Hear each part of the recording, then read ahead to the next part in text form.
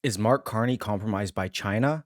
Conservative leader Pierre Poilievre certainly thinks so, and he's not holding back. Take a listen. The other question that you should be asking is, why is Mark Carney accepting campaign support from the Chinese Communist government? You know, here he is. He was just in China a few months ago, arranging a $250 million loan for his company, a company in which he still has millions of dollars of interest. And now we find that the government in Beijing is actively interfering to campaign on behalf of Mr. Carney. I note that the government in Beijing was attacking his leadership rival, Chrystia Freeland, during the leadership race. And now they're pushing out propaganda to support his campaign again. He is conflicted. He continues to have financial interests in foreign hostile regimes in the hundreds of millions of dollars while he is Prime Minister of Canada. That is the real foreign interference that we should be worried about, and it is the foreign interference that I will end. After the lost Liberal decade, they have turned this country into a playground for foreign interference. And I will not allow, and I will not allow that kind of thing to happen anymore. Thank you. Hey guys, just quickly interjecting here. I mean, this is crazy. I'm editing the video. This is Thursday night, and another huge story between China and Carney just dropped. So by the time this publishes on Friday, for all we know, another one will have dropped. But stay tuned for that at the end, and I'll go through it. Poilievre calling out Carney for being compromised by China follows various controversies regarding Carney's potential involvement with China. He also asked, before the portion of the clip I showed, why the Liberals haven't gotten the foreign agent registry up and running despite a law being passed in Parliament to do so. If that existed, parties could search through their donor lists and know who is working on behalf of a foreign actor. One of the more damning pieces of evidence? The findings from the Security and Intelligence Threats to Elections, aka SITE, task force. Take a quick listen to what they had to say. We are aware of an information operation targeting the 45th general election on the social media platform WeChat. The information operation was launched by Yoli Yomien, WeChat's most popular news account.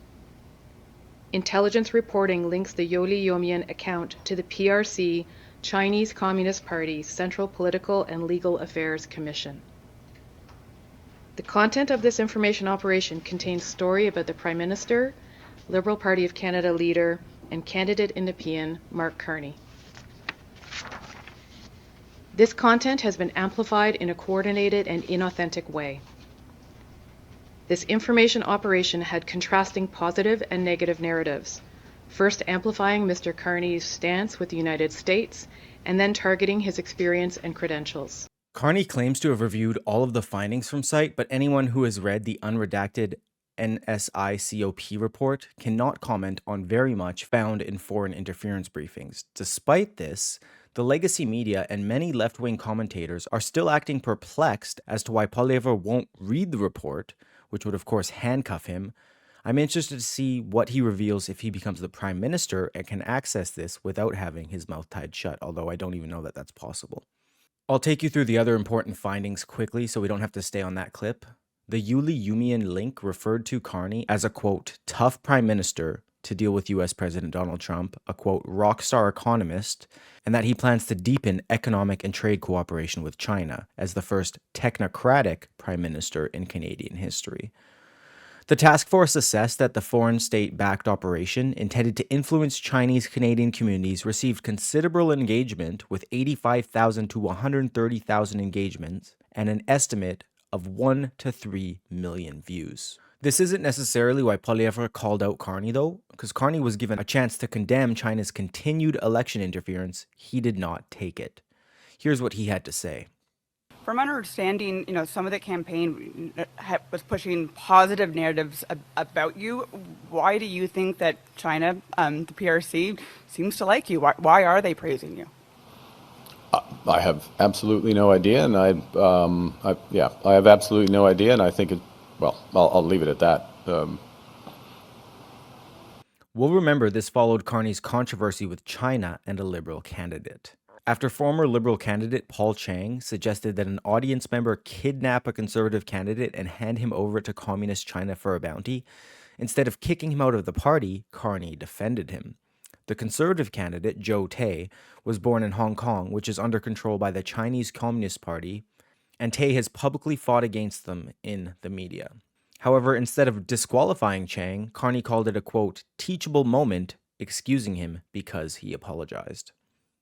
But that wasn't enough, evidently, considering Chiang eventually resigned of his own accord after the RCMP began an investigation as to whether his comments violated Canadian law. But wait, it gets worse.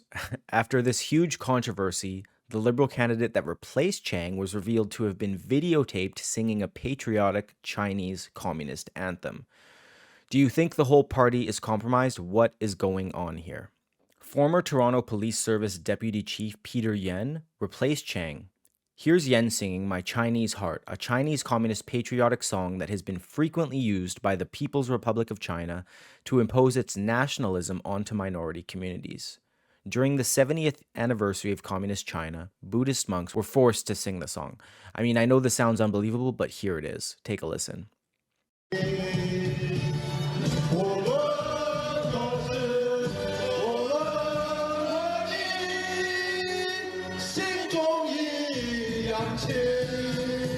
But wait, there's more.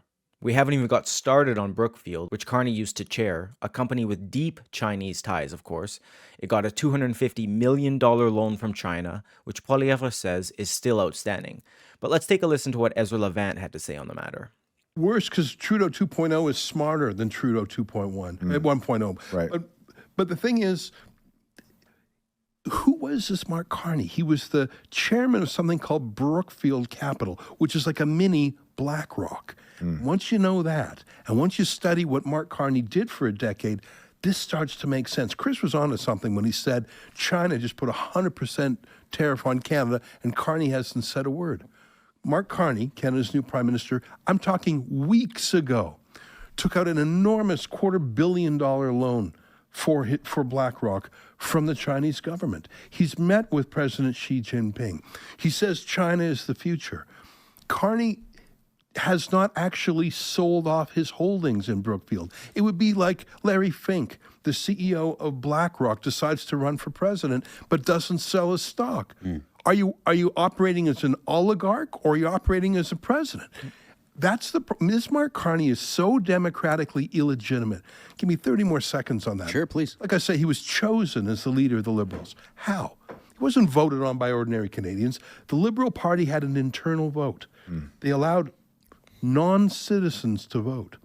They allowed children as young as 14 to vote. Really? So you had 14-year-olds voting for Canada's new prime Is minister. that brand new? For the first time, 14-year-olds voting? I don't know how the Liberal Party did it for Trudeau, but believe me, I paid attention to this. Here's the crazy thing. 400,000 people registered to vote. Only 150,000 of them were verified. Who were the other 250,000? Wow. Like when you've got more than half of the votes spoiled, you can't trust the result. Long before Carney was involved with Canada, he was meeting with top Communist China officials during his former role as the governor of the Bank of England. He was joined at the 8th and 9th UK-China Economic and Financial Dialogue by former British Chancellor Philip Hammond, then Chinese Vice Premier Ma Kai, then Governor of the People's Bank of China, Zhu Zhaoxuan, and others. The dialogue saw numerous policies reached between the two countries. Among the initiatives were investing in green technologies to achieve zero carbon transport, market reform, and allowing foreign companies to operate in each other's countries. Pierre Poilievre previously said, quote, Mark Carney will never stand up for Canada. He is keeping on a Liberal candidate who said that people should turn over the Conservative candidate to a bounty by the Chinese government, which wants to kill him. If Mark Carney won't stand up for a Canadian against this foreign hostile regime now, how could we ever expect him to stand up for Canada after the election? The Conservatives recently dug up an old clip of Carney referring to Beijing as, quote, ambitious with many strengths. At the same conference of that clip, Carney celebrated how much more money he could make investing in China compared to the UK or Canada. Take a listen. Order of magnitude of issuance in China of capital market instruments for lower carbon, cleaner, energy, sanitation, etc., is about $500 billion US a year. Okay, all right. I don't know how many people who are part of the $100 trillion global institutional fixed income investor pool here, but there's some of them, right? How are your yields these days? They're not, how are your yields relative to the expectations of your, if you're an insurance company, your policyholders or a pension fund, your pensioners, or just your unit holders in a mutual fund. It won't surprise you that yields in China are considerably higher than those in Canada, the UK, elsewhere.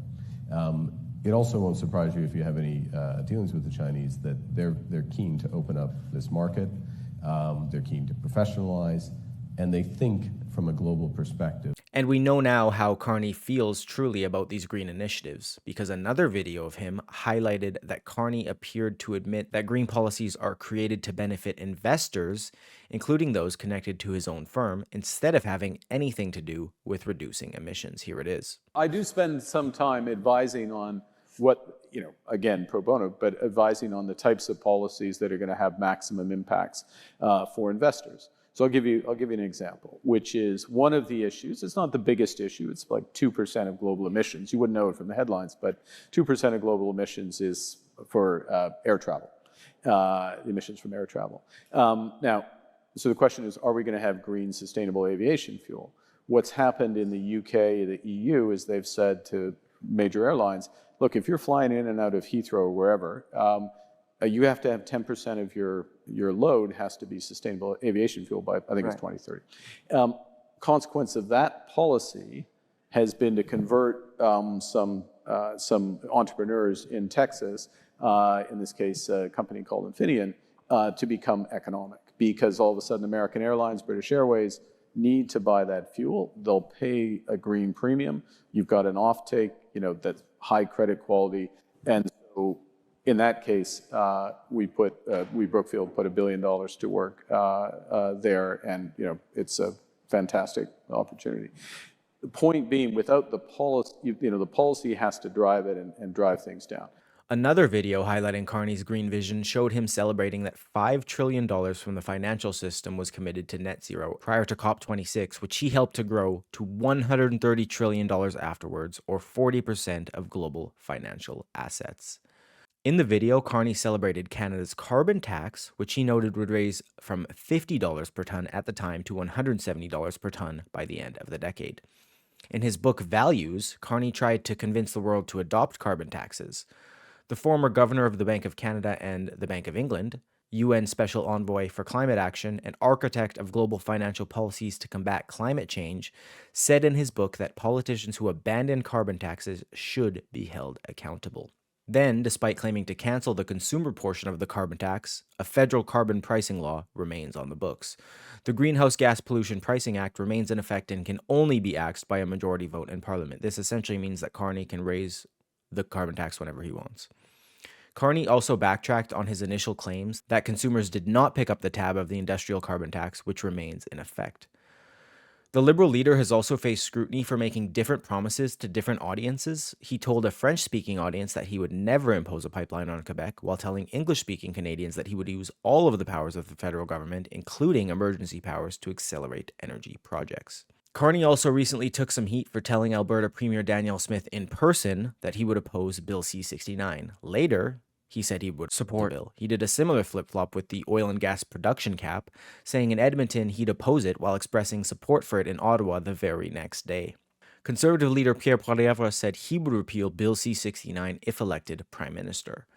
He also recently slammed Carney for copying his policies. Now, coming back quickly to Poilievre's original comments, they were in response to the legacy media accusing him of being helped by India. The reporter asked Poilievre to respond to Global News' report, highlighting that he received donations from the BJP in India. Poilievre defended his party's own record, dispelling claims by the legacy media that he received support from India. He said his party received over 37,000 donations online, and that Canadian Security Intelligence Service background checks cannot be done on every donor. He said, quote, "We condemn 100% any foreign interference in Canada, and anyone who collaborates with it should be jailed." Now, with our last point, we haven't even gotten started on tariffs. Carney, of course, introduced 25% counter tariffs on non-CUSMA compliant vehicles from the United States and 25% tariffs on CUSMA compliant vehicles not from Canada or Mexico. While announcing the countermeasures, Carney blamed U.S. President Donald Trump for creating the trade crisis, despite China introducing a 100% tariff on Canadian canola meal and oil and peas, as well as a 25% tariff on seafood and pork, totaling over $2.6 billion. No retaliatory measures have been introduced by Carney against China. Now we're seeing that Trump has removed most of the tariffs. While it's not entirely clear still, it seems to be only Canada and China that still have tariffs on them. Real good Carney's done for us there. Poilievre said the Liberals turned the country into a playground for foreign interference. But it seems like they've also turned us into a country in groups alone with China. Maybe if Carney took an approach similar to that of Alberta Premier Danielle Smith, who emphasized collaboration over retaliation, we wouldn't be in this mess. So per that new China story with Carney, the Globe and Mail reported on Thursday that he met previously with executives of the pro-Beijing Jiangsu Commerce Council of Canada, and then they questioned him at the press conference, and he completely denied it, but people dug up the pictures and showed him clearly shaking hands with these executives. So let me know what you think about that. I'll run the clip of what Carney had to say. Hi, Najida Melis, Globe and Mail. My colleagues have a story today about a Liberal candidate's relations with China-friendly groups and a meeting that you also held with a pro-Beijing group. So my question is, why did you meet with this pro-Beijing group, Jiangsu Commerce Council of Canada? And is the party okay with the fact that Liberal candidate Peter Yan has been so close with the Chinese consulate and China-friendly groups, given the public inquiry into foreign interference, says that this is a tactic China uses to exert influence? Okay, well, I'm sorry, but you can't believe everything you read in the Globe and Mail. So in your question, and I guess in the article in question, you said I had a meeting with whatever your term was, Beijing group. I've never heard of this group, okay? Never heard of this group. Certainly didn't have a set-up meeting with this group. Full stop. So check your sources before you write things like that, okay? Or your colleagues do. I'm a politician. I go to events where there are hundreds and thousands over the course of a day of different people there. That is not a meeting. If somebody happens to be in the room, takes a picture with me, that's not a meeting, okay? First point. Secondly, with respect to Mr. Yun, this is a person who has served his community for decades. This is a person who's deputy commissioner of the police, okay?